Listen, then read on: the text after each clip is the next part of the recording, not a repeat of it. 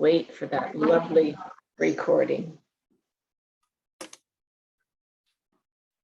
Good morning. First, I want to express some gratitude. I'm grateful for all of the support that I have received in getting me to this moment. And I'm grateful that you are here with me. My name is Lily. I'm gender fluid and have no preferred pronouns. I'm a Unitarian Universalist and an NVC practitioner. This morning, my topic is compassion, and more specifically, self-empathy. After 17 years, I've come to realize that self-empathy is the most valuable aspect of compassionate communications. This morning's first reading comes from Mary Mackenzie's book titled Peaceful Living, Daily Meditations for Living with Love, Healing, and Compassion. She wrote, and I quote, "Peace starts with you." Sometimes the discord in the world feels overwhelming and world peace seems impossible. At times like these, it can be tempting to give up. However, peace will be a reality when individuals from around the world become committed to living their own lives peacefully. Peace starts with the individual. End quote. The second reading comes from Marshall Rosenberg's book titled Nonviolent Communication, A Language of Life. He wrote that NVC's most crucial application may be in the way we treat ourselves. When we are internally violent toward ourselves, it's difficult to be genuinely compassionate toward others. This morning, I will offer you a thumbnail outline of NVC and then some reflections and teachings that focus on self-empathy. With NVC, one of the basic tenets is that everything is either a request or an expression of gratitude, a please or a thank you. The process has 4 elements, which are observation, feelings, needs, and requests. Here again, we have singular, clear definitions of the terms. These observations are void of judgment or evaluation. Feelings are not faux feelings. Needs are universal and can be referred to as values, dreams, or longings, which are not tied to a specific person. And requests are measurable and doable. Have you achieved proficiency in a new language? The challenge here is that both English and NVC stem from the same dictionary.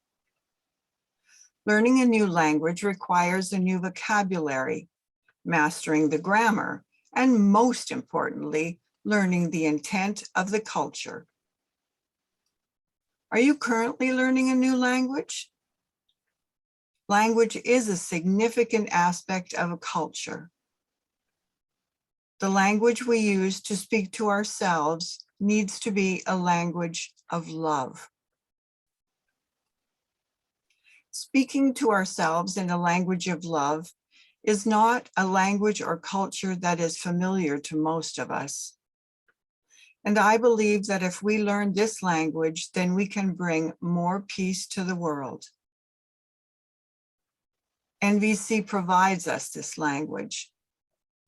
Empathy is spoken using words of needs and feelings. Self-empathy, of course, is an aspect of this. Today, I share my experience of feelings. There are 3 stages of development in NVC. First comes awareness of the power and possibility, and so begins the expansion of vocabulary, the lexicon. The second stage is the use of and education of the grammar and the hope that I will feel the power in the intention and words of self-empathy. There comes growth in the lexicon of needs and feelings. The third phase is the practice of connection.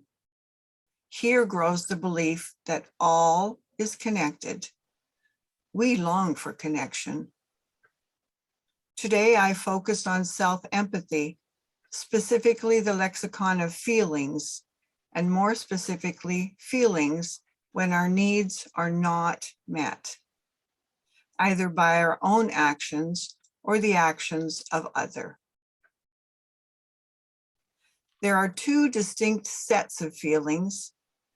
These feelings are clarified by separating true feelings from faux feelings. Staying with one's own feelings, I might say, "You make me angry," versus, "When I hear you say that, I feel angry." Or, "When I see that stack of dirty dishes, I feel overworked," versus, "I feel sad, disappointed, and angry." Another example of a faux feeling is the word bullied. This can be translated into angry or scared. Finally, a faux feeling word is the word criticized and might be translated into true feelings such as pain, scared, anxious, frustrated, humiliated, angry, or embarrassed. You see, faux feelings can be translated into true feelings. When I can express a true feeling, then I can be connected to myself, love myself. The way we talk to ourselves will inform our ability to love ourselves. Love is a word that requires clarification.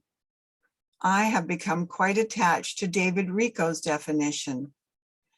This comes from his book titled How to Be an Adult in Relationships. He clarifies that love is a formula of 5 elements. Furthermore, these elements are not equal in measure. They are that love is equal to attention plus acceptance plus approval plus affection plus allowing. All of these are further clarified through the filter of NVC. Through NVC, I know that these are needs, which are separate from strategies. Also, I have clarity about each of the 5.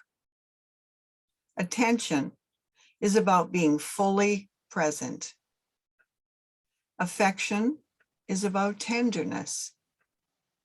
Allowing and acceptance are about acknowledging that there is always choice.